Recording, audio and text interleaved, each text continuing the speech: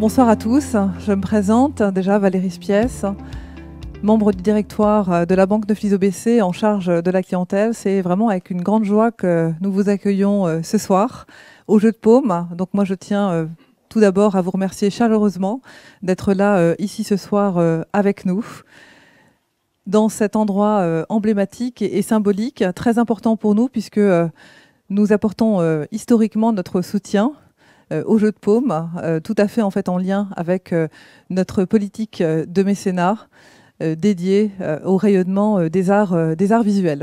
Donc ce soir, notre conférence table ronde autour du thème l'art et l'immobilier au cœur de votre patrimoine. Donc c'est une thématique qui, pour certains, j'imagine, a peut-être intrigué. Alors je ne vais pas en dire beaucoup plus à ce stade et je laisserai évidemment à nos intervenants la primeur pour donc vous expliquer le cadre de cette intervention et de nos différentes thématiques. J'ai donc le plaisir ce soir d'avoir diverses intervenants, et notamment Nathalie Goldenberg ici ce soir, et Laurent Dumas, président fondateur de la société Emerige, qui vont pouvoir nous faire bénéficier de leur témoignage. Je tiens particulièrement à les remercier d'être ici avec nous ce soir et d'avoir donc accepté cette invitation. Pour les accompagner, donc nous avons le plaisir d'avoir Fabien Vatinel, responsable de l'ingénierie patrimoniale chez Neuflize OBC, ainsi que Anthony Dumas, responsable de Neuflize OBC Immobilier, qui vont nous apporter leur vision d'experts. Et puis évidemment, pour une conférence telle que celle-ci, rien de mieux qu'une personne de talent pour animer. Et donc c'est Stéphane Soumier, je vous en prie Stéphane, qui va nous accompagner. Donc Stéphane Soumier, journaliste économique, président fondateur de Bismart. Bon, je pense qu'on ne le présente plus et tout le monde connaît bien Stéphane. C'est un vrai plaisir de vous avoir ici avec nous aussi ce soir. Aujourd'hui, il est vraiment voilà, très important d'être ici. J'espère que vous avez tous en tête d'aller visiter cette magnifique exposition que vous pourrez voir ce soir. Donc les chefs-d'œuvre du MoMA, la collection Thomas Walter. Vraiment une très belle occasion de découvrir des œuvres iconiques de très grands photographes de la première partie du XXe siècle. Donc je vous invite vraiment à découvrir cette très belle exposition. D'autant plus que voilà, elle apporte un esprit d'utopie, j'ai envie de dire, dont je crois nous avons particulièrement besoin dans l'environnement actuel. Je vais laisser maintenant la parole à Stéphane pour débuter cette conférence. Je vous souhaite une très belle conférence. N'hésitez pas à venir ensuite nous rejoindre pour qu'on puisse échanger et continuer la discussion ensuite lors de notre cocktail. Stéphane, la parole est à vous. Merci Valérie, merci, bonsoir à tous. Effectivement, donc avec Fabien et avec Nathalie, on va parler. Alors d'abord Fabien, petite introduction, parce que c'est vrai, comme l'a dit Valérie, et d'ailleurs ça a été ma réaction quand vous m'avez fait l'honneur de me demander d'animer cette conférence, j'ai dit mais pourquoi rassembler ces deux thématiques? Donc voilà, allons-y, pourquoi rassembler ces deux thématiques? Ça peut paraître effectivement un peu surprenant, donc ouais. Merci Stéphane. Messieurs, dames, bonsoir et bienvenue. D'abord, on est dans un lieu emblématique, comme le rappelait Valérie, qui allie à la fois une dimension architecturale et une dimension culturelle. Et finalement, c'était le lieu idoine pour évoquer ces deux sujets. Et ces deux sujets sont finalement assez proches. Ils sont assez proches pourquoi ? Parce que d'abord, ils constituent une classe d'actifs souvent très significative dans vos patrimoines. Parce que également, et ils répondent souvent au même levier. C'est d'abord le cœur, parce qu'il y a évidemment une dimension affective dans l'achat d'une œuvre d'art comme d'un bien immobilier, surtout résidentiel. Il y a aussi le levier de la raison, parce que ce sont des actifs tangibles, ce sont des classes d'actifs qui sont importantes dans une diversification de patrimoine et dans une stratégie globale d'allocation d'actifs. Et la banque est extrêmement sensible pour construire à vos côtés votre patrimoine global. Et puis enfin, c'est une classe d'actifs qui répond également à des leviers patrimoniaux et peut s'inscrire dans des stratégies patrimoniales, comme on le verra un peu plus tard. Laurent Dumas pourra aussi témoigner, bien entendu, du fait que l'art s'inscrit de plus en plus souvent dans les projets de promotion ou de rénovation immobilière. Donc les deux sujets sont extrêmement liés. Et puis enfin, la spécificité de Neuflize OBC, c'est d'apporter des expertises sur ces deux domaines, parce que nous avons une large palette d'expertise qui couvre toutes les classes d'actifs, tous les besoins, tous vos besoins. C'est une spécificité, c'est unique sur le marché de la banque en France, et notamment sur donc, les expertises artistiques et immobilières. Pour l'expertise artistique, Anthony Dumont, qui en est le responsable, va vous apporter son expertise tout à l'heure. Pour la partie artistique, dirigée par Mathilde Courteau, Mathilde ne pouvait pas intervenir ce soir pour des contraintes personnelles, malheureusement, donc elle s'en excuse auprès de vous. Bien entendu, sur tous ces sujets plus spécifiquement artistiques, elle sera à disposition pour répondre à vos questions, organiser des rendez-vous ultérieurement. Donc je vous propose de continuer, de poursuivre nos échanges. Justement, Fabien, allons-y sur ce que fait Mathilde, ce que fait Neuflize Art. Qui compose Neuflize Art et quel est le périmètre d'activité? Alors Neuflize Art, c'est une petite équipe de 2 expertes qui sont très complémentaires parce qu'elles ont une grande expérience dans des maisons de vente internationales, et puis Marie-Charlotte qui l'accompagne est diplômée commissaire-priseur judiciaire, et donc peuvent faire des inventaires, y compris dans le cadre de succession, et apporter finalement une approche très globale pour décrypter ce marché assez complexe, évolutif. Très complexe, voilà, c'est ça. Spéculatif aussi parfois. Nathalie nous racontera un petit peu justement comment est-ce qu'elle a pu travailler avec la banque, comment est-ce que la banque a travaillé avec elle, comment est-ce que Mathilde a travaillé avec elle. Mais avant ça, je vais rester avec vous, Fabien. Objet complexe. Il y a des sujets de valorisation, il y a des sujets de conformité. Mathilde parlait même de sujets de pédigré autour des œuvres d'art. C'est là qu'il y a besoin effectivement d'une expertise. Oui, c'est important. La valorisation, c'est en fait la première étape, et c'est une étape décisive. C'est parfois une étape un peu laborieuse, mais finalement, établir le pédigré d'une œuvre, c'est remonter à son origine, son histoire, son parcours, ses spécificités, et on remarque sur le marché que finalement, tous ces éléments qui sont très personnels à une œuvre contribuent fortement à sa valorisation. Quand vous avez 2 œuvres du même artiste, quasiment identiques, finalement, il peut y avoir des écarts de valeur significatifs en fonction de son origine et de son parcours. Et on constate que quand on peut tracer une œuvre, ou qu'elle vient par exemple directement des descendants de l'artiste, ou quand il y a une suite de collectionneurs privés prestigieux, ou encore quand elle n'est jamais apparue sur le marché des ventes publiques, eh bien, ça contribue à une certaine surcote. Et donc, établir tout cela, ou alors que c'est une commande spécifique à l'artiste lui-même, et Nathalie pourra en témoigner, ça contribue à la valorisation de l'œuvre de plus en plus, de manière de plus en plus importante. Le deuxième aspect sont les modes. Alors, vous avez parlé de produits coup de cœur, et donc on va laisser le cœur de côté, en l'occurrence, mais ce sont les modes qui peuvent justement faire et défaire d'une certaine manière ces valorisations. Oui, parce qu'effectivement, c'est pas une matière constante. Exactement. Donc dans l'art, finalement, il y a des modes, il y a des goûts, il y a des tendances. Et les goûts et les tendances évoluent. Aujourd'hui, on constate finalement que le marché de l'art contemporain atteint des sommets. Pourquoi ? Parce qu'il y a une clientèle finalement de grands collectionneurs qui portent ce marché, aussi des grands musées. À côté de ça, le design également est très recherché, et puis l'art post-guerre. A contrario, on constate que d'autres secteurs, tels que le mobilier classique, les tableaux classiques, encore les natures mortes hollandaises et même certains impressionnistes, ont une cote qui aujourd'hui sont moins recherchées, et la cote parfois stagne, voire même descend. Donc finalement, il faut savoir vendre aussi, il faut savoir vendre au bon moment, compte tenu de ces tendances, et pour justement prendre les bonnes décisions, il faut être accompagné pour se faire décrypter ces tendances, ces mouvements de fond. Et l'équipe Neuflize Art est là justement à vos côtés pour vous apporter cette valeur ajoutée. Ouais, on va en discuter avec Nathalie, justement. Nathalie, on va voir comment ça s'incarne.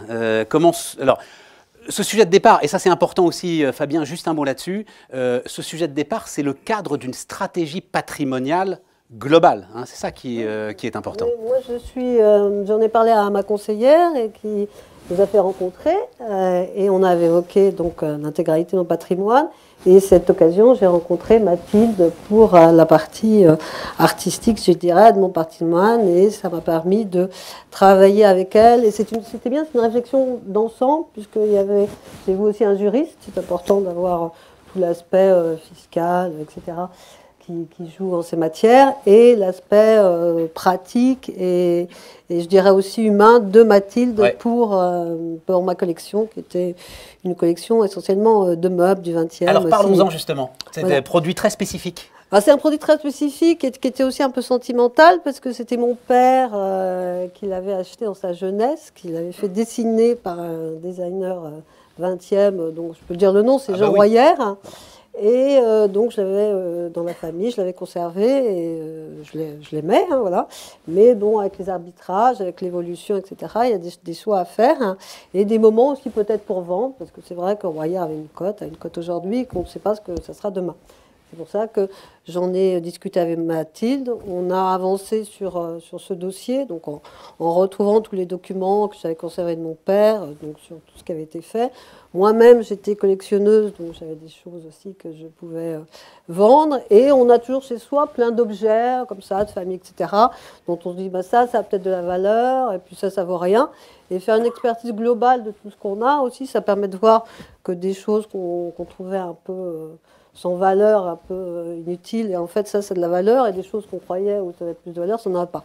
Donc, c'est bien de mettre tout à plat. Oui, mais alors, c'est là que c'est intéressant. Et comme ça, on a des bonnes nouvelles et des moins bonnes nouvelles dans le lot. Mais alors, finalement, il y a énormément, il y a même des gens dont c'est le métier de mettre tout à plat et de faire de la valorisation. Ouais. Qu'est-ce que la spécificité de la banque, justement, dans cette opération? Pourquoi est-ce que vous vous êtes dit, finalement, c'est mieux plutôt que d'aller voir, j'en sais rien, un antiquaire, une maison de vente, etc., l'ensemble de ceux qui auraient pu aussi évaluer votre patrimoine. Pourquoi vous vous êtes dit, tiens, c'est peut-être pas idiot de faire ça avec la banque. Mathilde, parce que Mathilde est très sympathique et l'équipe est très efficace, mais surtout aussi, il y a l'expertise. Vous disiez, les deux membres de l'équipe ont une connaissance de l'art qui est déjà très approfondie, donc c'est déjà une première approche. Ensuite, pour valider, il y a tout un panel d'experts qui peuvent venir voir. Et ensuite, il y a le panel de ce que vous pouvez faire, vendre en salle, vendre dans les particuliers. Donc, on a un ensemble d'éléments qui permettent d'avoir une vision globale sur son patrimoine, avec en plus un conseil personnalisé qui est là pour vous défendre, pas forcément la salle des ventes. Si vous avez une salle des ventes, elle va forcément vouloir vendre ou fixer ses prix. Voilà. Donc là, on a quelqu'un qui est là pour défendre vos intérêts et vous conseiller. Mais bon, c'est vrai que en fin de course, c'est nous qui faisons le choix de vendre, de ne pas vendre à tel prix, pas de prix. C'est pas Neuf Lizard qui va choisir à notre place. Hein. Et après, on prend les risques qu'on prend.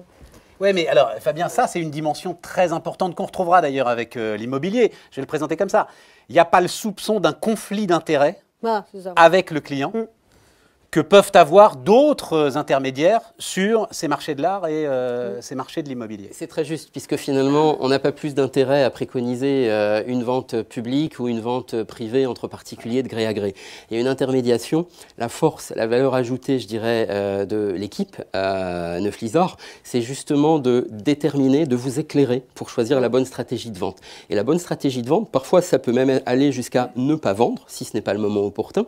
Ça peut être de vendre en vente publique, si par exemple c'est un secteur porteur, un artiste porteur pour lequel il y a eu des ventes records, ou alors une vente thématique, emblématique. Dans ce cas-là, la vente publique sera préconisée. A contrario, parfois, s'il y a des clients privés, collectionneurs, qui recherchent une œuvre, un artiste particulier, eh bien, l'intermédiation directe est parfois aussi plus bénéfique. On l'a constaté à travers la vente de certains bijoux, de certains tableaux. Le bon choix, justement, est extrêmement déterminant sur la valorisation. Et les prix de vente obtenus en adjudication grâce à cette stratégie eh bien, sont révélés supérieurs à l'estimation qui avait été faite. Ça a été le cas pour vous, ça a été le cas pour d'autres clients, donc c'est toujours déterminant et c'est un point très très important aussi à ne pas négliger. Et comme l'ensemble des intermédiaires le savent, vous avez en plus sur eux une puissance de négociation que n'aurait pas un client individuel. C'est-à-dire, quand vous apportez une belle collection à une salle de vente, cette salle de vente est capable aussi de faire des efforts pour le client de la banque. Oui, on peut organiser un appel d'offres lorsqu'il y a effectivement des œuvres, des objets significatifs. La force de Neuflisard, c'est justement d'avoir ce réseau et également cette force de vente qui permet de négocier pour le compte de nos clients les meilleures conditions pour, par exemple, valoriser une œuvre, la faire voyager en amont de la vente pour susciter l'intérêt de collectionneurs, négocier des frais de vente réduits pour le vendeur, valoriser avec une première de couverture d'un catalogue ou autre. Enfin, il y a différentes possibilités, y compris obtenir des garanties ou également une rétrocession de la commission de la maison de vente au profit du vendeur, alors qu'elle est payée par l'acheteur. Donc, ce sont des éléments que, effectivement, un particulier n'obtiendra jamais auprès d'une maison de vente en direct. Et tous ces éléments-là contribuent justement à valoriser au mieux vos objets dans une opération de vente. Vous avez senti, vous l'avez dit d'un mot, hein, mais vous avez senti cette liberté, cette palette qui était devant vous, Nathalie. Voilà, et puis en plus, il y a le conseil. Alors, chacun va trouver ses problèmes, mais moi, je peux vous donner 2 exemples. Le premier, c'était un meuble que j'aimais beaucoup, que j'avais acheté en salle, donc avec un expert, etc. Et au moment de le mettre en vente, l'expert de la salle dit s'il n'est pas bon. Voilà, c'est pas bon. Donc, c'est pas la bonne signature, d'où expertise, non contentieuse et négociation avec la salle des ventes pour trouver une solution pratique. Donc, c'est le genre de choses où Mathilde m'a beaucoup aidé, parce que c'est pas facile de se retrouver face à un problème comme ça, alors qu'on se dit on est garanti, on a acheté avec une identification, avec un expert qui s'était prononcé, et là, on se retrouve avec une confrontation avec la salle des ventes qui dit non, j'en veux pas parce qu'il n'est pas bon. Et le deuxième problème, c'est le Covid. Et finalement, elle en a voulu ou pas? Non. La salle des ventes. Non, justement. Allez, voilà, il fallait la fin de l'histoire, quand même. Voilà. Non, c'est sûr, il y a un expert, on négocie. D'accord. Oui, et tout ça, il y a eu aussi la période du Covid. La période Covid. Alors donc, on avait décidé de lancer l'opération, etc. C'était dans les moulinettes. Et Covid, donc tout s'arrête, etc. Et reprise. La question, c'est de savoir, est-ce qu'on met les meubles dans cette première vente, où il n'y a pas de visite humaine, que personne ne va voir les meubles, il n'y a pas du tout de circulation de personnes, rien ne se passe. Donc là, il y avait un choix cornélien, je dirais, à faire. Est-ce qu'on se lance dans la première pour voir ce que ça va donner? Une inquiétude. Voilà, une inquiétude, voilà. Et où est-ce qu'on reporte la vente de ces biens? Voilà. Donc ça et là aussi, fin de l'histoire, vous avez fait quoi? J'ai reporté. Bon, ben voilà, on a été très courageuse de reporter. Mais la vente s'est bien passée. Hein, voilà. La première vente était pas mauvaise. Fabien, ce qui est important aussi, c'est que, évidemment, il y a une interconnexion avec l'ensemble des divisions et des services de la banque. Et donc, dans le cadre d'une gestion patrimoniale globale, tu voulais ajouter des points importants avant qu'on passe justement sur l'immobilier. Nathalie, et ça s'applique d'ailleurs à l'immobilier de la même manière, Nathalie l'a souligné, il y a finalement une interaction parce que tout est lié dans un patrimoine. Donc il y a bien sûr des décisions d'arbitrage, des décisions, des choix personnels, il y a une dimension juridique et fiscale, il y a une dimension familiale, de transmission le cas échéant. Et donc c'est une interaction que l'on peut justement apporter grâce à la palette d'expertise, qu'il s'agisse de l'immobilier, de l'art, de l'ingénierie et d'autres, toutes les expertises bien sûr, y compris financières, qui sont très très importantes. Et finalement, c'est aussi la prise de conscience que l'art, c'est pas seulement un objet de plaisir, c'est aussi une classe d'actifs à part entière aujourd'hui qui s'intègre dans des stratégies patrimoniales. Par exemple, en cas de vente, il y a toujours le choix de la bonne fiscalité entre la taxe forfaitaire de 6,5% sur le prix de vente ou les plus-values sur biens meubles, et grâce à des durées de détention, quand on peut en justifier, on peut aboutir à une exonération totale d'imposition de la plus-value. Donc c'est pas neutre du tout. Justement, le maître mot, je dirais, c'est l'anticipation et l'organisation. L'immobilier, c'est la même chose. Il y a la plus-value immobilière des particuliers avec l'abattement pour durée de détention. Mais dans certains cas, même si on n'a pas les 22 ans ou les 30 ans de détention, il peut y avoir des exonérations. Par exemple, lorsque un bien immobilier, un immeuble est préempté ou vendu à une collectivité, un bailleur social, et bien finalement, le vendeur peut bénéficier d'une exonération. Donc s'il a une plus-value importante et une faible durée de détention, et bien finalement, il va se retrouver gagnant avec un prix de vente net bien supérieur à ce qu'il pourrait obtenir finalement d'une vente auprès d'un privé. Donc toutes ces stratégies s'intègrent, y compris pour les crédits, y compris pour la transmission. Et je pense que c'est le maître mot, c'est vraiment l'anticipation. Ouais. Alors, mais on n'a parlé que de vente, il y a de l'achat aussi. Hein. C'est-à-dire que Mathilde aide aussi à constituer des collections. l'accompagnement à l'achat. Voilà. C'est important. Ça vous a concerné, vous, Nathalie? En fait, je pensais pas forcément racheter, mais je pense que je vais m'y mettre là. Donc c'est pas grave, je pense que je vais faire appel au service de Mathilde. Oui, voilà, c'est ça, avec Mathilde. Et ce que je vais les rajouter, c'est aussi le côté humain, parce que quand on vend une collection comme ça qui est familiale, on a quand même quelque chose d'affectif. Ouais. Le fait d'être accompagné, le fait d'avoir un projet global où on sait ce qu'on va faire de cet argent et ça a une vision plus large à long terme, c'est aussi plus facile, je pense, de tourner la page pour les gens qui sont un peu affectifs sur les choses. C'est ce qui rassemble d'ailleurs ces deux thématiques, l'affectivité. Merci beaucoup Nathalie, merci de nous avoir accompagnés. Fabien, tu laisses la place aussi. Merci Nathalie, à Anthony et à Laurent.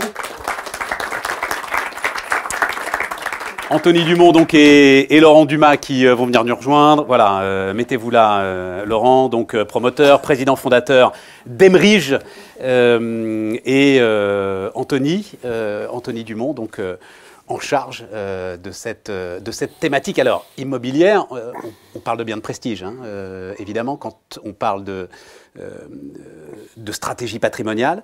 La banque n'est pas une agence immobilière, même si... Voilà, on voit des évolutions de modèles bancaires qui sont parfois surprenants. Quelle est la plus-value, la spécificité de votre activité sur les biens immobiliers? Alors, la banque n'est pas une agence, déjà je tiens à rassurer, on respecte la loi, on a une carte de transaction, donc dans un sens... Personne n'en doutait. On a un statut d'agence immobilière au sens juridique du terme. Après, effectivement, en termes de prestations, on va se distinguer d'une agence sur deux aspects. Sur un aspect de fonds.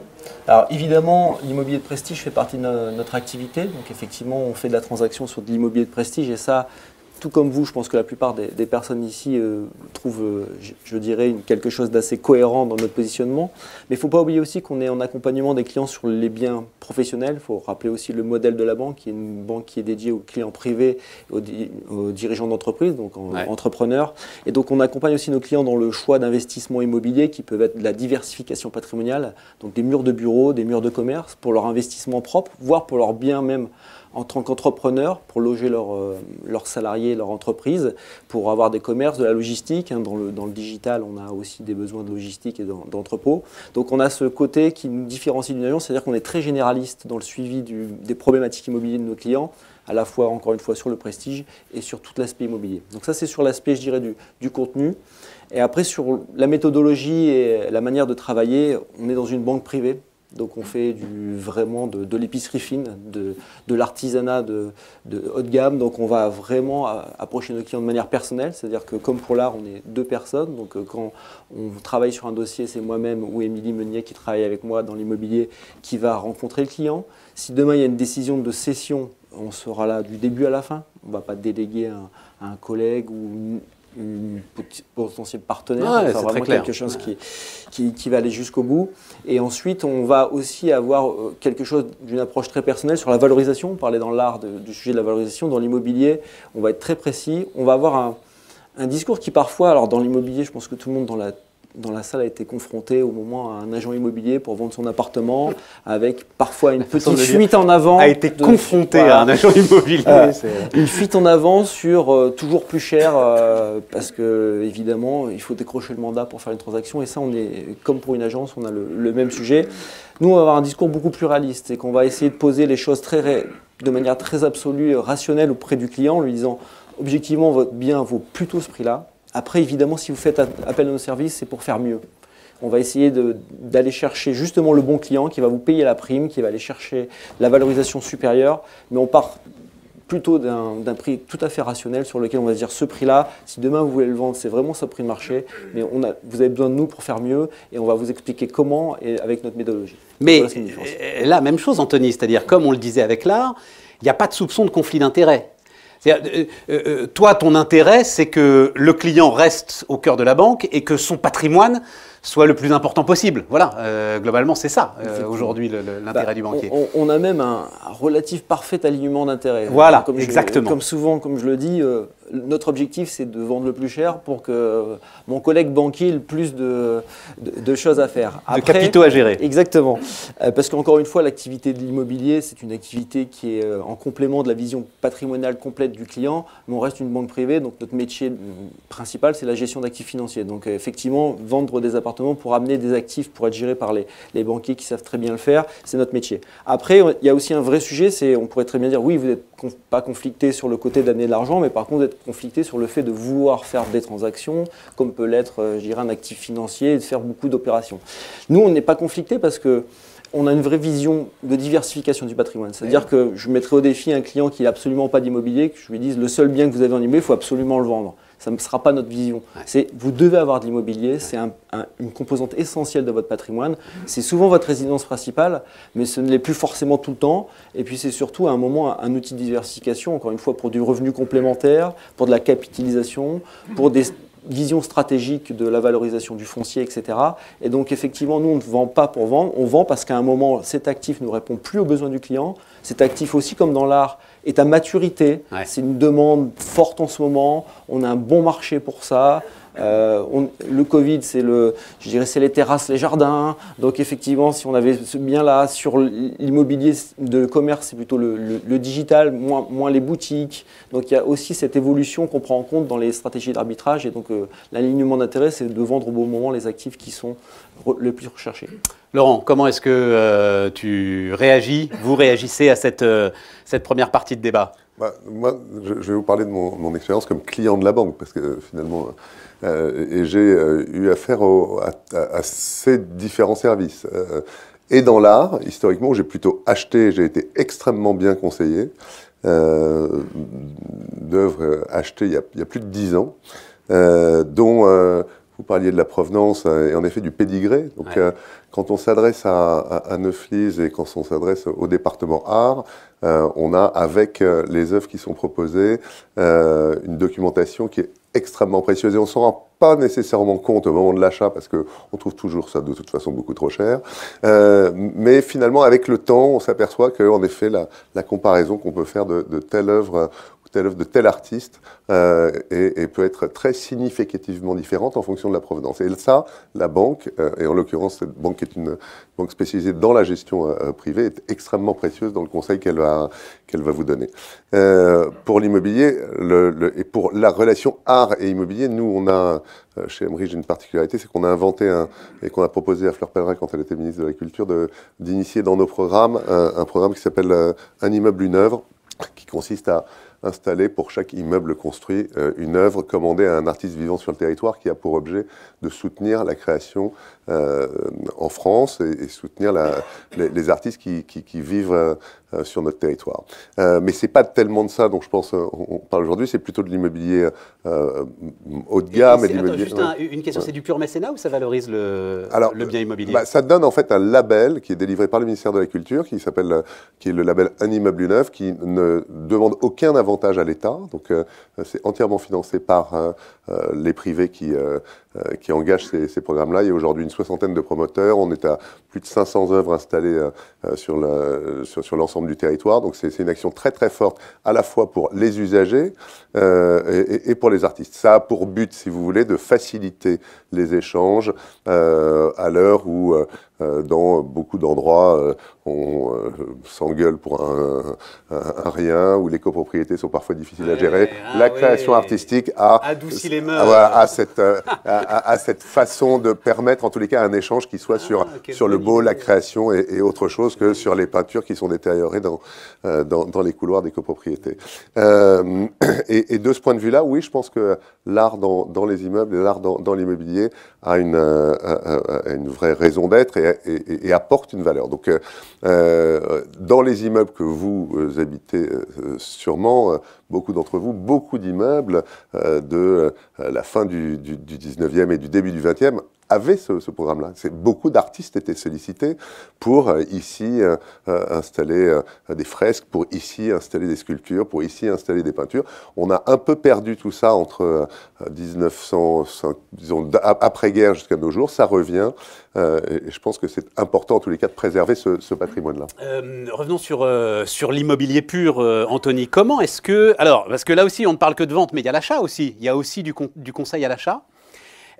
Comment est-ce que, n'étant pas justement une agence immobilière, même si tu en as toutes les caractéristiques, on a les bons capteurs pour être au courant, en fait, des opérations qui peuvent intéresser les clients de la banque? Sans faire de transition avec ce que vient de dire Laurent, déjà, on va s'adapter aux clients. C'est-à-dire que quand je vais conseiller un professionnel de l'immobilier comme Laurent sur un sujet, vous doutez bien que ce n'est pas moi qui va faire le prix. Il va surtout attendre de ma part un sourcing, un bien qui va correspondre à ce qu'il est capable de faire dans des zones où il a ses équipes. Donc le vrai sujet de la recherche est d'abord de bien cibler son cahier des charges, de bien connaître ses clients. Donc c'est vrai que nous, il y a une phase en amont qui est très importante. On sait très bien là où tel client va être réactif parce que c'est exactement ce qu'il cherche. D'autres vont être plutôt en phase de construction de leur cahier des charges. Donc notre vrai sujet au départ, c'est de leur donner des idées, de leur faire voir parfois des biens en leur disant « ça ne va pas vous correspondre tout de suite, mais regardez ça, faites-nous un retour ». Ils vont nous dire « oui, effectivement, c'est dans mon budget, et que ça soit un bien propre pour aller y habiter ». Ils vont nous dire « mais par contre, ce n'est pas mon secteur ». Et donc là, on va commencer à cibler un peu plus le secteur. Quand ça va être un bien d'investissement, ça va être c'est bien, mais la rentabilité est trop faible. Et donc, on va commencer à mettre des critères de rentabilité. Et puis, on va surtout expliquer comment on peut construire une rentabilité complémentaire grâce à, je dirais, une asset management assez active qu'on peut leur aider à proposer. Donc, pour répondre à votre question sur les radars, il faut vraiment bien connaître son cahier des charges. Et là, c'est important pour nous, c'est de leur montrer les différentes caractéristiques du marché, aussi de leur faire prendre conscience d'une certaine rareté d'un certain type de bien. On parlait avec Laurent juste avant d'arriver. J'ai vu une entrepreneur vendredi dernier qui cherche des bureaux et évidemment, elle connaît très bien le marché des logements, des appartements et en plus maintenant, vous allez sur Internet, vous tapez une adresse, vous avez forcément le prix au mètre carré qui ne vous donne pas forcément le vrai prix mais qui vous donne peut-être au moins un critère. Sur les bureaux, c'est quand même beaucoup… Qui nous donne presque trop d'informations. Qui donne trop d'informations. C'est ça le sujet aujourd'hui. Exactement. Pour pas mal de classes d'actifs. Exactement, voilà. Et qui donne souvent une moyenne qui en fait, en général, ne nous concerne pas parce que nous, on est toujours plutôt dans l'exception. Tout à fait. Et donc, sur les bureaux, c'est plus compliqué d'avoir ce type d'informations. Et donc, quand je lui parlais de 20 000 € du mètre carré pour des bureaux, elle trouvait ça complètement ahurissant. Et tout à l'heure, en parlant juste avant la préparation avec Laurent, il me disait si tu les vends pas, je vais les prendre à 20 000 €. Et on n'en trouve quasiment plus. Mais il essaye déjà de négocier. Il essaye déjà de négocier. Donc l'idée, c'est vraiment de bien mettre au courant les clients de ce type de rareté. Donc là, tu vas aller revoir ta cliente en lui disant… Laurent Dumas est sur l'affaire. Il est sur l'affaire. Donc voilà, c'est pour donner… Et ça, dans le cadre toujours… d'une gestion patrimoniale, d'une stratégie en fait patrimoniale qui se fait en accord avec toutes les autres divisions et tous les services de la banque. Exactement. L'entrepreneur qui cherche à investir dans l'immobilier, le premier réflexe c'est est-ce que vous êtes logé? Quels sont vos besoins pour vous loger? Il n'y a pas meilleur locataire que vous-même en général. Donc vous connaissez à peu près votre besoin, vous savez si votre société est en croissance, donc si ce besoin va être stabilisé ou si potentiellement vous avez vocation à diminuer d'activité dans un temps assez défini. Donc là, on est sur une activité stable, une belle progression, mais qui ne nécessite pas de besoin de surface complémentaire. Donc là, le premier réflexe, c'est on va essayer de vous loger, de vous trouver quelque chose qui vous permettra de faire une opération patrimoniale, et une opération qui sera aussi bénéfique pour votre entreprise, qu'on va aller chercher quelque chose qui va créer du lien. Et typiquement, on était sur des détails, sur je veux un plateau, je veux pas de duplex pour que mes équipes puissent se parler. Donc là, on rentre aussi dans des sujets très spécifiques. Et là, une fois qu'on aura trouvé, vu la rareté, effectivement, il faudra que son cahier des charges soit défini, que son prix soit prêt pour qu'elle soit très réactive dès qu'on aura trouvé quelque chose qui correspondra. Laurent, vous insistez beaucoup parce que créer des biens exceptionnels dans un monde immobilier contraint, de plus en plus contraint, normes environnementales, système de défiscalisation, enfin voilà. Vous insistez sur le rôle des architectes qui sont pour vous, qui doivent être au cœur, vous, de votre stratégie de constructeur. Alors, il ne faut pas hésiter à se lancer dans des opérations de travaux parce que c'est là où vous créerez évidemment une part de votre plus-value, et accompagné par la banque, ils sauront vous trouver les bons architectes et les bons maîtres d'œuvre d'exécution. J'ajouterais qu'il y a, dans ce que Anthony vient de dire, de phénomènes qu'on oublie un peu, il n'y a pas de production, ou très très peu de production d'immobilier à Paris, donc le foncier se raréfie, et les taux n'ont jamais été aussi bas. Enfin, on se rappelle tous des taux qui étaient pratiqués dans les années 90.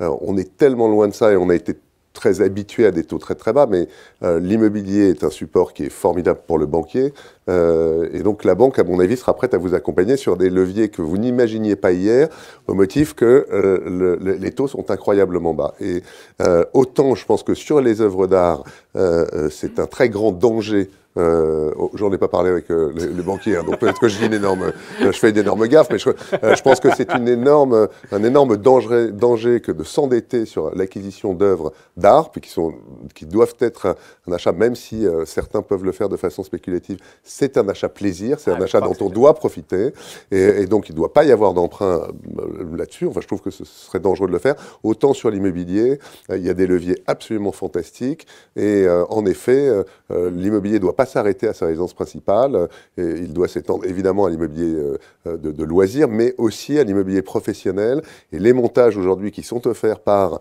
la banque pour accompagner les entreprises dans leurs projets d'acquisition d'immeubles de bureaux, de travaux par des architectes reconnus et talentueux, le tout accompagné par la banque, dans des conditions de financement qui sont assez exceptionnelles, bien pour les entrepreneurs que vous êtes au sens large, c'est un moyen de se constituer un patrimoine qui, quand il est convenablement acheté, ne peut pas être mis en cause par l'administration fiscale. C'est un bien qui est à la vente. Vous mettez un loyer qui est un loyer de marché. Il faut savoir que les loyers à Paris sont en évolution très, très, très, très significative. Et je parle là de post-Covid. L'immobilier à Paris de bureaux est de plus en plus recherché, au motif que les entreprises ne veulent plus aller en périphérie, en tous les cas beaucoup moins. Donc l'immobilier parisien est devenu très soutenu. Les loyers sont très soutenus, donc vous pouvez acquérir un immeuble de bureau, une part d'immeuble de bureau, vous y logez la société dont vous êtes le mandataire, vous faites un bail en bonne et due forme, et par le biais d'une SCI, et que ce soit au travers d'un crédit bail ou d'un crédit simple, vous devenez propriétaire de vos biens immobiliers, alors que c'est la société qui a payé son loyer, et donc vous évitez ainsi l'IS, puisque c'est une charge qui est prise par l'entreprise, et vous constituez un patrimoine immobilier complémentaire. Donc oui, je pense qu'il faut faire de l'immobilier, et plutôt beaucoup, et pour les œuvres, elles viennent compléter le dispositif à l'intérieur. Et Anthony a insisté là-dessus, et effectivement, Mathilde, si elle était là, elle dirait, c'est-à-dire, elle était exactement sur cette ligne-là, c'est-à-dire, on achète d'abord une œuvre artistique qu'on aime profondément. Voilà, on a d'abord un choc artistique, et ensuite, effectivement, on discute pour savoir comment l'acheter. De la même façon, on achète quand même un bien immobilier dans lequel on va vivre ou dans lequel on va travailler. Il faut bien s'y sentir. Voilà, c'est ça avant d'être un bien de défiscalisation ou patrimonial. On peut peut-être faire plus d'écart sur l'acquisition de l'immobilier professionnel que sur l'art. Il faut un vrai choc émotionnel, je pense, pour acquérir une œuvre d'art. Il faut plutôt un bilan financier pour acquérir un bien professionnel. Anthony ? C'est vrai que sur cette thématique, l'art et l'immobilier, il y a eu quelques idées qu'on aurait pu aborder, qui sont la valorisation affective, de l'occupation. Sur des débats de clients, dans mon immeuble a habité une certaine personne, dans mon immeuble il s'est passé des choses. Objectivement, dans l'immobilier, on ne prend pas vraiment en compte ces éléments. Ce n'est pas des choses qui, en termes de valorisation, ont vraiment des vraies conséquences. Il y a vraiment quelque chose sur le bien-être, et ça, c'est très personnel. Donc, c'est vrai qu'il y a des choses sur lesquelles… La plaque, ici, Victor Hugo a écrit Les Misérables, ça a une valeur quand même. Enfin, oui, mais ce n'est pas aussi immédiat. Et d'ailleurs, Je sais pas, d'ailleurs, c'est loin qu'il a écrit Les Misérables. Si on va plus loin sur l'aspect même architectural, je trouve parfois, et c'est pour ça que l'intérêt aussi que Laurent intervienne, c'est que parfois c'est assez décevant au niveau des valorisations de voir que sur certains immeubles qui sont des immeubles d'une architecture médiocre, 60-70 pour citer par exemple ces grandes années d'architecture, on va avoir l'immeuble à côté qui va avoir une architecture plutôt art déco, voire haussmannienne. Et en termes d'impact sur les valeurs, des fois on est assez surpris parce que les personnes vont payer potentiellement 60-70 parce qu'on va avoir des grandes baies vitrées et un côté agréable. Ils paieront peut-être moins bien un haussmannien qui a une plus belle qualité d'actif mais qui parfois pour vivre est plus compliqué. Donc c'est pas aussi automatique. Et donc encore une fois le lien c'est plutôt quelque chose de très personnel que les gens ressentent plus que la qualité du produit qu'on pourrait dire dans une œuvre d'art, elle est plus belle ou moins belle, c'est difficile. Et sur l'immobilier, c'est là où on retrouve un peu cette similarité. D'où cet atout que vous avez d'intégrer ça dans une gestion patrimoniale globale. Voilà. Et l'acte immobilier au cœur de la banque peut être complété par des réflexions parallèles qui justement permettent d'aller au bout de l'ensemble de ces réflexions. Fabien, on va passer aux questions si vous avez... alors on a un micro à votre disposition. Nos experts qui sont encore là, Laurent, pour quelques minutes. Est-ce que certains d'entre vous ont des questions? C'est toujours la première qui est la plus difficile à arriver dans ces cas-là. Question, précision? On a tout dit alors. On a tout dit. Très bien, Nathalie. Non. Voilà, madame, venez et attendez le micro avant de... Parce que tout ça est évidemment enregistré. Voilà, tout le monde est là. Bah alors moi aussi, je vais faire pareil. Tu es l'invité. Bonsoir. Alors j'avais une question par rapport à l'immobilier. Et en fait, par rapport au Covid, parce que je pense que le Covid a entraîné un peu un changement dans notre mode de travail, et notamment le télétravail. Et du coup, moi, j'ai plus l'impression qu'on est dans une réduction d'immobilier au niveau professionnel. Oui. Alors, en fait, aujourd'hui, on ne sait pas exactement les effets que va avoir le Covid sur l'usage des bureaux. On l'estime globalement à une perte de l'ordre de 15% des surfaces par les entreprises qui seraient amenées à bouger. Mais ça, c'est si on calcule juste le nombre de postes de travail qui seraient candidats au télétravail. Or, pour conserver aujourd'hui les salariés dans les entreprises, il faut par ailleurs leur apporter beaucoup plus de services. C'est-à-dire ce qu'a apporté le Covid, enfin ce qu'a modifié le Covid, c'est de dire un salarié, et c'est une des raisons pour lesquelles les immeubles de Paris sont aussi chers aujourd'hui, c'est parce que tous les services sont à proximité. Et donc si vous avez un immeuble, si vous avez une société de services qui est installée à Rueil par exemple, là où la proximité d'un restaurant interentreprise et que ça suffisait, demain, dans la façon dont on va nous demander de concevoir les immeubles, on va nous dire, OK, à l'intérieur de l'immeuble, je veux une salle de sport, je veux une crèche, je veux 2 ou 3 offres de restauration, je veux tel espace pour visionner tel film, je veux etc., etc. Et donc, ces services-là vont venir compenser la perte de surface directe qui pourrait être issue du nombre de salariés candidats au télétravail. Donc, il est encore trop tôt pour le dire. Ce qu'on peut dire, c'est que les immeubles de bureaux neufs dans Paris se louent et se louent cher et se louent bien. Les immeubles neufs en dehors de Paris, pour qu'ils se louent, il faut qu'ils soient très très bien raccordés, qu'ils aient des services ou immédiatement dans l'immeuble ou immédiatement à proximité de l'immeuble. Et ce qui ne correspond pas schématiquement à ce descriptif ultra simple que je viens de vous faire aura beaucoup de mal à retrouver des preneurs. J'ajoute, c'est un point que je n'ai pas évoqué tout à l'heure, si vous avez des velléités d'envie d'investissement immobilier ou de désinvestissement immobilier, il faut que vous demandiez à la banque de bien faire l'analyse des changements de destination.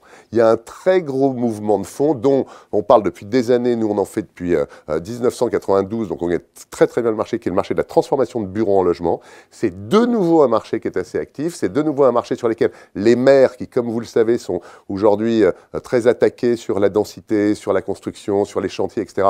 Là, ils n'ont pas vraiment de problème parce que ce sont des bâtiments qui existent, qui, quand vous allez les transformer, font peu l'objet de recours des tiers parce qu'ils ne viennent pas perturber le paysage. Et donc, c'est des situations que les maires aiment bien. Il y a du reste un certain nombre de projets, enfin de demandes auprès de lobbyistes qui travaillent auprès du gouvernement pour que ces bâtiments-là puissent avoir d'autres avantages fiscaux que ceux qu'ils ont déjà aujourd'hui. Si je peux ajouter, Laurent, la loi stipule zéro artificialisation nette. Voilà. Donc, effectivement, la transformation des immeubles va sans doute être même encore davantage poussée par l'ensemble des dispositifs publics. Exactement. C'est très clair. Exactement. Très clair. Donc les effets du Covid, c'est moins de surface théorique, mais en fait c'est surtout de la surface différente. Et toute la profession aujourd'hui est en réflexion sur ce que sera l'immeuble idoine de bureau demain pour les entreprises qui recherchent.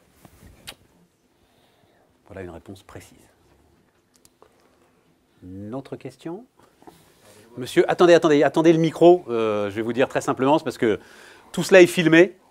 Et donc, pour que on entende votre question sur la vidéo qui sera produite ensuite, il faut que cette question soit prononcée dans le micro. Voilà qui va être fait tout de suite. Pardonnez-moi, juste par curiosité, j'aurais souhaité savoir qu'est-ce que vous pensiez de la valorisation des hôtels ou de l'immobilier d'hôtels dans Paris, qui me paraît assez élevé, encore très élevé, et qui est un marché un peu particulier, mais qui, pour le coup, n'a pas tellement évolué, j'ai l'impression, en termes de valorisation post-Covid, étonnamment. Alors, un peu quand même, parce qu'il y a quelques transactions qui ont été faites. Si vous voulez, vous avez deux catégories de détenteurs de... Enfin, d'abord, vous avez ceux qui exploitent. Donc, vous avez deux catégories. Vous avez les propriétaires des murs, les propriétaires des fonds, et ceux qui sont réunis en exploitation murs et fonds. La fréquentation des hôtels a quand même considérablement baissé, évidemment, pendant la période du Covid. Il se trouve que dans Paris, les récents chiffres sont plutôt moins mauvais qu'on ne l'avait imaginé. Donc il n'y a pas eu la correction très violente que l'on avait pu imaginer sur des hôtels en exploitation. En revanche, sur les hôtels qui sont en cours de travaux ou en cours de transformation ou en cours d'anticipation sur les hôtels qu'ils pourraient devenir, là, il y a une très très forte correction. On est passé schématiquement en termes de taux de rendement sur un hôtel qu'on va dire non exploité encore et à livrer, même si c'est une enseigne connue et même si c'est loué. D'abord, les hôtels, du coup, sont plus vraiment loués quand vous n'en avez pas l'exploitation. Ils sont pris par les très grands groupes hôteliers. Je vais citer par exemple Accor, mais ce n'est pas les seuls. Aujourd'hui, les grands groupes hôteliers ne prennent plus de baux fermes parce que comptablement, c'est extrêmement lourd à supporter sur leur bilan parce qu'ils doivent mettre la charge du bail sur les 9 ans dans leur bilan. Et donc, ça pose un certain nombre de problèmes de lecture de bilan par les analystes financiers. Et donc, ce sont des contrats de management avec une part qui est garantie. Ces contrats de management, aujourd'hui, ont été revus à la baisse en fonction du revenu partiel, le revenu moyen par chambre, et le taux de rendement qui est demandé par l'investisseur pour pouvoir placer cet immeuble, le taux a incroyablement évolué à la hausse. C'est-à-dire que le prix a considérablement baissé. C'est-à-dire là où un hôtel se vendait, disons dans Paris, autour de 4 et moins, il va se vendre, ou 3,5 et moins, il va se vendre aujourd'hui, alors qu'il n'est pas encore en exploitation, plutôt autour de 5, 5,5. Donc vous voyez, c'est un écart très... Parce que si vous le faites sur le 3,5, ça veut dire que vous avez perdu 40% ou 50% de vos valeurs. Je pense pour ma part que vous ne l'avez pas perdu. Il faut savoir attendre. Et là, c'est d'avoir un banquier suffisamment à l'écoute et en fidélité de vos actions auprès de lui et du travail que vous avez fait auprès de lui depuis des années pour qu'il vous laisse le temps justement de voir venir. Mais ça a corrigé. L'hôtel a corrigé. Pour compléter, effectivement, la correction s'est faite essentiellement sur les fonds de commerce. Sur les murs, beaucoup moins parce que les baux sont 3,6,9. Donc il y a, malheureusement, le Covid, ça dure 1 an. Donc il faut tomber en fin de bail. Et avec la méthode hôtelière, on prend en général les 3 dernières années d'exploitation pour définir le loyer. Et donc on a une mauvaise année, 2 bonnes et ça compense un petit peu. Par contre, nous, au niveau de la banque privée, l'hôtel est un actif qui est beaucoup regardé parce que c'est un actif qui permet d'avoir un outil d'exploitation donc qui est exonéré d'IFI. Donc c'est quelque chose qui est quand même très intéressant de faire de l'immobilier avec un certain, je dirais, plus-value fiscale. C'est aussi un outil intéressant parce que patrimonialement, oui, il y a débat. Malheureusement, on va rappeler des mauvais événements. Il y a eu les attentats, il y a eu le Covid. Donc c'est vrai que sur l'hôtellerie, on a connu malheureusement malheureusement jamais un long fleuve tranquille. On a connu quand même plutôt une vie sinusoïdale. À chaque fois, c'est remonté. Après les attentats, on a connu les plus grandes années avant le Covid que n'avait jamais connu l'hôtellerie. Au moment des attentats, on pensait tous que ça serait terminé. Donc patrimonialement, c'est quelque chose d'intéressant parce qu'il y a un trend qui est positif, se dire qu'il y aura toujours des gens pour visiter Paris. Et puis après, c'est un vrai outil d'entrepreneur. Et c'est là aussi que nos clients aiment bien l'hôtellerie parce que ça évolue beaucoup. Avant, l'hôtellerie, c'était le petit restaurant à les chambres. À un moment, on voulait absolument plus de restaurants dans les hôtels. Maintenant, ça revient beaucoup parce qu'on estime que c'est aussi un liant pour l'hôtel. Ça fait un facteur différenciant.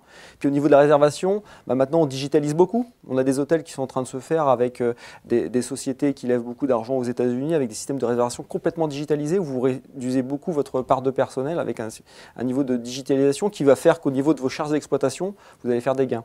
Donc effectivement, c'est peut-être un moment à regarder. Après, les personnes qui sont propriétaires des bons hôtels, qui sont bien placés, vous n'allez pas leur dire que c'est la catastrophe, ils ne vous croiront pas. Mais en tout cas, les prix, en fait, ce qu'il faut prendre en compte, c'est qu'actuellement, les taux d'occupation réaugmentent. On a des très bons taux d'occupation. J'ai des clients hôteliers qui m'ont parlé de taux d'occupation ces derniers week-ends proches de 100%. Par contre, ce qu'on ne retrouve pas, c'est les prix moyens. Parce que les prix moyens, on n'arrive pas à obtenir, notamment les clients corporate, parce qu'il y a du télétravail, on parlait des bureaux, des conséquences peut-être sur le Covid, c'est peut-être plus sur l'hôtellerie, parce qu'il y a beaucoup moins de voyages d'affaires. Et donc les clients corporate payent plutôt cher leur chambre comparé aux touristes qui vont être un peu plus regardants. Et les très haut de gamme, pareil, il y a eu une période un peu plus compliquée, maintenant ça se redéveloppe. Donc c'est le prix moyen qui baisse. Et donc encore une fois, sur une moyenne de 3 ans, vous pouvez considérer qu'il y a une année qui va être compliquée, les 2 autres resteront bonnes.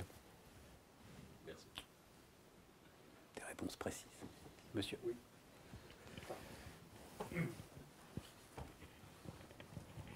Oui. Peut-être une question et un commentaire sur les entrepôts logistiques. Avec le développement de l'e-commerce, ce sont évidemment des actifs dont on ne parlait pas spécialement il y a quelques années et qui aujourd'hui, on le comprend bien, sont devenus des actifs complètement stratégiques. Qu'est-ce qu'on peut dire de la valorisation de ces types d'actifs? Et deuxièmement, en tant qu'investissement pour un particulier, ce sont des mises de fonds évidemment très importantes. Est-ce que la banque développe des fonds immobiliers composés de ce type d'actifs à destination de particuliers? Voilà. Je souris en regardant ma responsable parce que j'aurais rêvé d'avoir cette question. Donc, merci monsieur, elle tombe vraiment parfaitement. Vous avez tout à fait raison. Alors sur la logistique, il y a eu un mouvement de fonds très important et ça a été le grand actif gagnant du Covid. Malheureusement, il y a toujours des gagnants dans des crises, avec une compression des taux de rendement assez hallucinante. On voit des taux de rendement, c'est plutôt 4% sur les très bons entrepôts de logistique, voire même sur des zones moins de 4%, ce qui paraît complètement hallucinant pour des gens qui connaissaient la logistique il y a très longtemps, qui étaient toujours vus comme l'actif le plus risqué, parce qu'il y a un côté mise aux normes qui est très important, des grandes surfaces, et avec un vrai sujet, c'est que les loyers sont relativement faibles et les coûts de travaux quand même importants. Donc quand vous faites un entrepôt, en termes de rentabilité, ça a impacté forcément votre rentabilité de manière très forte. Contrairement à du logement, vous pouvez refaire votre appartement, à la fin ça ne changera pas grand-chose par rapport à la valeur de l'appartement. Donc pour répondre à votre question, oui, c'est un actif qu'on regarde. C'est un actif où vous avez complètement raison, qui par contre doit être fait plutôt dans un cadre d'investissement avec, je dirais, des professionnels, parce que c'est trop risqué de se positionner tout seul sur un actif, hormis quelqu'un qui aurait une activité très liée et qui pourrait en faire, comme on l'a dit tout à l'heure, un montage pro-perso, ou si quelqu'un qui serait extrêmement riche sur des axes, parce que les axes de logistique, c'est toujours les mêmes, hein, c'est nord-sud, on a à peu près les grands axes qui restent toujours les mêmes, sur l'ouest, le nord-sud qui restent les mêmes. Là où effectivement, nous, on va accompagner nos clients, c'est plutôt effectivement dans des fonds d'investissement qui vont avoir une certaine spécificité, qui vont pouvoir aller sur des deals de grande taille. C'est-à-dire que la logistique, quand vous y allez, même avec 2, 3, 4, 5 millions d'euros, vous êtes un nain. Il faut y aller par centaines de millions d'euros. Malheureusement, on n'a pas tous les moyens de mettre des centaines de millions d'euros. Donc, il faut le faire via des fonds. Et là, C'est pas une généralité. C'est pas une généralité. Et donc, c'est vrai qu'il y a des fonds. Donc, c'est vrai qu'actuellement, on est vraiment dans cette réflexion et on pense peut-être aboutir bientôt sur une solution de ce type où il y aura. Alors, attention, nous, on ne veut jamais faire une thématique unique. C'est-à-dire qu'on est contre le fait de se dire, en ce moment, par exemple, post-Covid, il y a une grande, je dirais, tendance à l'immobilier de santé. En se disant, les murs de crèches, les murs de maisons de retraite, d'EHPAD, de cliniques, j'en passe, etc. Très bien, mais objectivement, c'est peut-être le pire moment pour les acheter, parce que évidemment tout le monde pense à cette thématique et donc tout le monde va y aller. La logistique, c'est à peu près pareil, c'est aussi un moment de marché qui peut paraître ne pas le plus adapté. Donc c'est pour ça qu'il faut qu'il y ait de la logistique, mais aussi adossé avec d'autres stratégies, donc un fonds qui ne soit pas uniquement sur la logistique, parce que sinon c'est un risque trop important quand on est mono-orienté. Et qu'est-ce qui fait de la logistique une tendance qui, à mon avis, n'est pas qu'une mode, c'est que les loyers restent très faibles. Et ce qu'on voit, c'est qu'à un moment, quand vous avez un entrepôt à Strasbourg ou côté allemand à Stuttgart, le loyer, c'est un loyer européen, parce que Amazon, quand ils décident de mettre d'un côté ou de l'autre de la frontière, ça va être à la dizaine d'euros près. Et on voit qu'il y a un vrai dumping, mais pour autant, les prix sur les bons axes augmentent. Et on pense que les taux de capitalisation ne pourront pas aller plus bas. Enfin, je vous ai parlé de 4%, ça va être compliqué d'aller plus bas. Par contre, sur les loyers, de la logistique, c'est encore du 80 € parfois. Et on pense que là, on peut encore augmenter beaucoup ce loyer parce que ça va être de plus en plus demandé. Donc, il y aura une augmentation des loyers. Monsieur, vous aviez une question? Monsieur qui est là, juste au deuxième rang. Voilà. Bonsoir. Alors, vous m'entendez? Oui, oui, très bien, très bien. Moi, j'ai une question sur le marché de l'art. Ah, quand même. Voilà, pour compenser un peu. Quel est votre conseil niveau stratégique pour constituer son patrimoine artistique entre les artistes du passé et les artistes contemporains, donc actuels, dont la cote peut exploser? Vaut-il mieux miser sur le passé avec des artistes réputés ou des artistes en cours de création de réputation? Quel est le mix idéal? C'est difficile parce que je pense qu'il n'y a pas de recette. Il n'y a pas de recette toute faite. Donc, il faut échanger bien sûr avec l'équipe, avec Mathilde, avec Marie-Charlotte. Il faut d'abord vous faire plaisir. Ouais. Premièrement, on s'aperçoit que finalement les belles histoires, parce qu'on parle toujours des belles histoires, lorsqu'elles aboutissent, c'est-à-dire et on le sait finalement au moment d'une vente, et lorsqu'elles aboutissent, évidemment, a posteriori, c'est toujours facile. Quand on est au moment de l'acquisition, et je reprends l'histoire de Nathalie, lorsque vos parents ont acheté, ont commandé ces objets, ces meubles à Jean Royer, jamais ils n'imaginaient, et ni même vous Nathalie, il y a quelques années. Donc il faut avant tout que ça réponde à un besoin, à une demande, à un plaisir. Après, si on veut regarder les choses de manière un peu plus analytique, il faut diversifier. C'est une recette fondamentale. L'art contemporain aujourd'hui est très porteur. Il est sûrement très spéculatif. Il est porté par quelques grands collectionneurs pour des plus grands noms. Donc soit vous allez aller sur un créneau et vous allez acheter plusieurs artistes et parmi eux, il y en aura un dont la cote va exploser un jour. Donc, la diversification dans les artistes contemporains, la diversification dans les thématiques, la diversification dans les époques. Et je vais faire un parallèle peut-être avec le private equity. Dans le private equity, finalement, vous avez des investissements qui sont réalisés et sur ces investissements, sur ces startups également, vous allez avoir certaines startups qui vont devenir des licornes, d'autres qui vont évoluer plus ou moins doucement, et puis enfin certaines qui vont faire faillite et qui n'existeront plus dans quelques années. Donc l'art, c'est un petit peu la même chose, et il n'y a pas de recette absolue. S'il y avait une recette absolue, d'ailleurs il y a eu quelques fonds qui se sont créés pour des investissements dans les œuvres d'art, on ne peut pas dire qu'ils aient été couronnés de succès. Donc ça montre bien que contrairement au private equity ou aux actifs financiers où c'est quand même plus, où il y a des guidelines un peu plus rationnels, l'art, c'est pas que ça. Donc première recette, c'est vous faire plaisir. Deuxième recette, diversifier les artistes, les époques.